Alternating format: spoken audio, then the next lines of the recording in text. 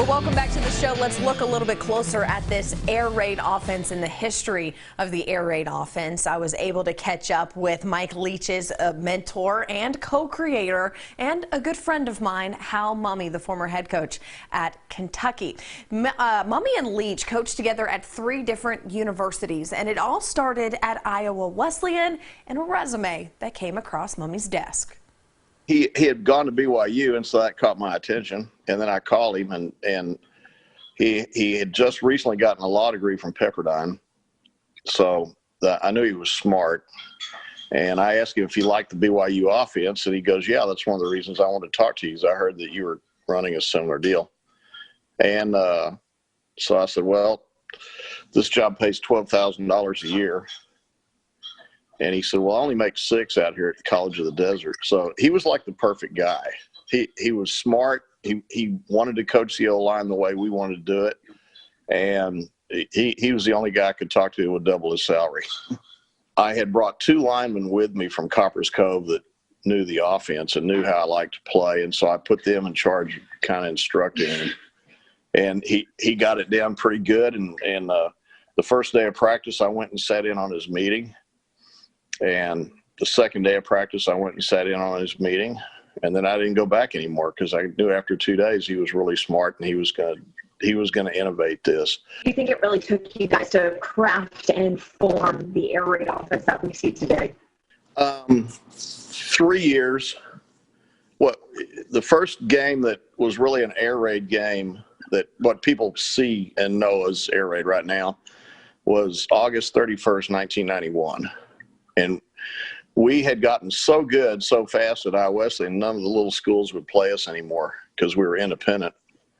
And so we had to play Truman State, which in those days was called Northeast Missouri, but they were the number 10 team in the nation, a division above us.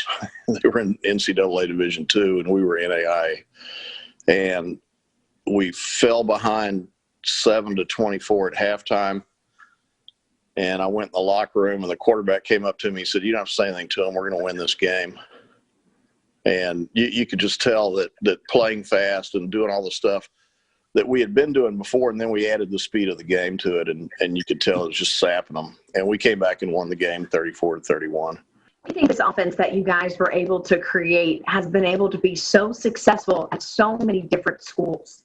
Well, I think it's because, number one, it's fun. And people always talk about our coaching tree and how many guys that played for us or coached with us are now head coaches other places, and they're running air raid. And so the reason they do that is because they had so much fun when they were assistants or players, and they don't want to do it any other way. And so that, I think, is part of it. And so it keeps the attention of the players because practice is not drudgery. It's actually fun. And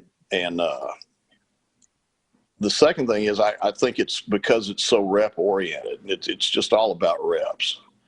And you used to hear me say this when we were at McMurray, that you got to have a great capacity for boredom to be in our offense, because you're just going to do the same things over and over again every day. And you can't get bored with it. You have to just keep trying to be better at this little drill than you were yesterday. And then the last thing is, I think we weren't the first, but we were one of the first groups back in the late 80s, early 90s, to really start making everybody defend the whole field. Mike got hired at Mississippi State in a lot of national media. A lot of people didn't think that the air raid offense could resonate in the SEC. That's been a pretty traditionally dominant defensive league, but clearly got off to a great start last week. Why do you think, again, the system that has resonated so many other places can be successful at Mississippi State? Well, when he took that job, he called me and I said, yeah, by all means, you should take that job. He said, why do you think, what's the number one thing? I said, well, you've always had a great offense. We know the offense works, and it'll work at any level, but you can't always get defensive players. And defense is more about the players on the field. Offense is more about the execution. And at Mississippi State, they've had a long tradition of having great defense. Even when they haven't had good offense, they've had great defense. And I just thought, I said, when you were at Texas Tech and you went around Texas trying to recruit a linebacker, you were always talking to the 4th best linebacker, because the first 3 were going to go to Texas, OU, and A&M. And so you were never better than 4. I said at Washington State, it was probably worse than that. So you go to Mississippi State, there's a ton of good football players that are defensive guys in the state of Mississippi, and you won't be number 4. The one thing that makes this offense run is a quarterback. I know you've had very successful ones. Mike's had very successful ones. Were you able to see KJ Costello last weekend? So what did you think of him? Yeah, I did. And I had talked to Mike and a couple of staff members about him before, and they were excited about him. Of course, they had a history with him, not coaching him, but playing against him when he was at Stanford. So they liked him, and they were glad that he, decided to transfer there. And so that was fortunate for him. But he reminded me a lot of with his pocket feet, he reminded me a lot of Tim Couch, the guy we had at Kentucky.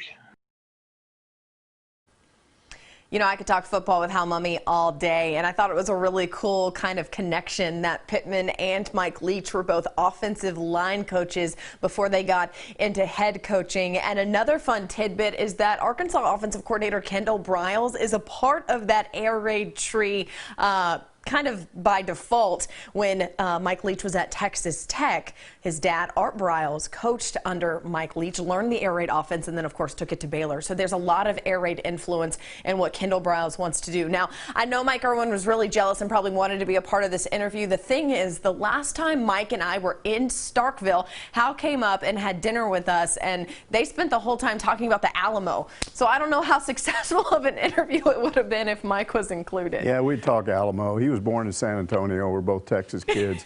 I mean, about the same age. Davy Crockett generation had the little coonskin hat. I lost mine 60 years ago. He still got his. I think we got a photo. Look at that. What kind of a guy is cool enough to show up at the Alamo wearing that hat, full Davy Crockett outfit, and he's pointing. He's pointing over the east wall and saying, hey, they're coming from that direction, that direction. Cool guy. Yeah, the 3 things that Hal Mumme loves: football, the Alamo, and Jimmy Buffett.